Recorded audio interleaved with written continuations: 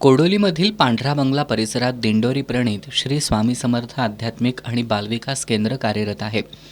या केंद्राच्या माध्यमातून वर्षभर आध्यात्मिक उपक्रम राबवले जातात। या उपक्रमांमधील श्री दत्त जयंतीच्या पार्श्वभूमीवर आयोजित करण्यात येणाऱ्या श्री गुरुचरित्र पारायणाला विशेष महत्त्व आहे। यावर्षी 28 नोव्हेंबर ते 5 डिसेंबर या कालावधीत अखंड नामजप यज्ञ सप्ताह आयोजित करण्यात आला होता। या गुरुचरित्र पारायण सप्ताहात कोडोली आणि पंचक्रोशीतील सेवेकरी सहभागी झाले होते। यामध्ये महिलांची संख्या अधिक होती। गुरुचरित्र पारायणासह दररोज नित्य स्वाहाकार यागासह विविध देवदेवतांच्या आराधना करणाऱ्या यागांचं आयोजन करण्यात येत होतं। सारामृत ग्रंथाचं अखंड वाचन, श्री स्वामी समर्थांचा अखंड जप आणि अखंड वीणा सेवा, नित्य आरती या सगळ्यामुळं वातावरण भक्तिमय झालं होतं।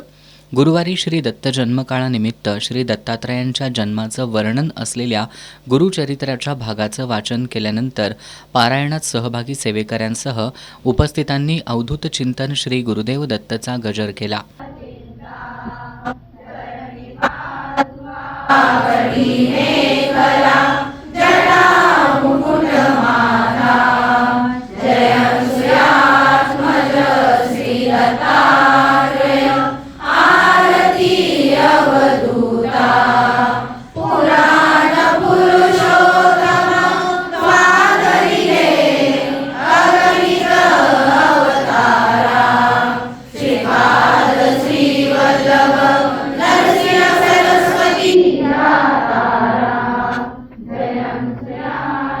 त्यानंतर यशस्वी फाउंडेशनच्या अध्यक्षा विनीता पाटील यांच्या हस्ते श्रींची आरती करण्यात आली।